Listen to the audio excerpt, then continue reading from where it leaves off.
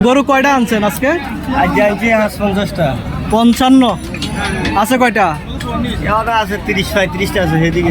সব কি ফ্রিজিয়ান জাতের? ফিজিয়াম সাইওয়াল সব আছে, বকলতে বেড়ে শাইওয়ালও আছে, শুধু মানে সব মিলাই 55টা আনছেন। কয়টা বিক্রি করছেন? এই বেচি 14-15টা। আচ্ছা, আপনি কোন কোন বাজারে আপনি ইয়ে করেন? চন্ডুমুড়া, মিশানি, লক্ষণুর। লক্ষ্মীপুর। একটু একটু একটু সামনে যান। আপনার বাড়ি, আপনার মোবাইল নাম্বারটা একটু দিয়েন। 01830856563।